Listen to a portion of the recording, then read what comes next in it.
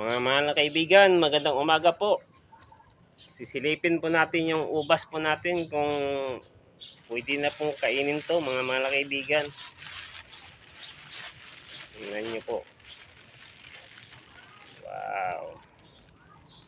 Yan po mga mahal na kaibigan. Kita nyo naman, ang ganda po. Oh. Super ganda po yan, mga mahal na kaibigan. Tingnan pa po natin mga mahal na kaibigan yung iba doon. Samahan nyo po ako.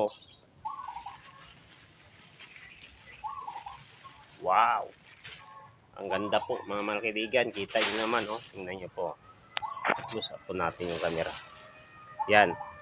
Pag ganyan na po mga mahal na kaibigan, yung ubas nyo, kailangan po maglagay po tayo ng potassium 0060. Pangpatamis po mga mahal na kaibigan. Marami kasing namumroblema kung ano pong kailangan nilang gawin sa kanilang ubas kasi maasim po. Magbili lang po kayo ng potassium 0060. Yan po ang pangpatamis mga mahal na kaibigan.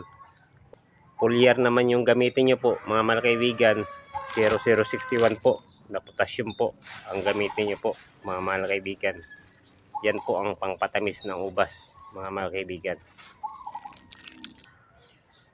Pag malapit na pong mahinog, kailangan po na maglagay po ng potassium mga mahal na kaibigan para tumamis po ang ubas nyo. Sa mga baguhan po dyan, nagtataka po siguro kayo ba't ang asim ng ubas nyo.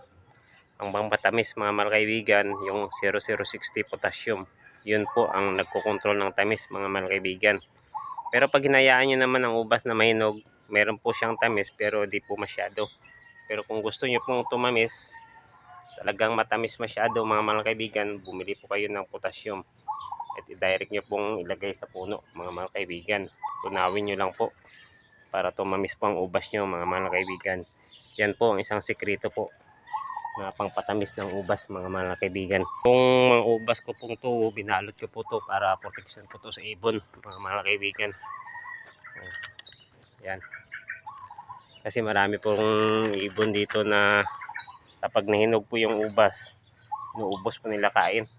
Kaya maganda talaga pag binabalot yung ubas kasi lalaki siya. Tapos maproteksyonan pa po sa mga umatagong ibon. Marami po kasing ibon na umatake dito mga mahal na kaibigan, yung kulay itim.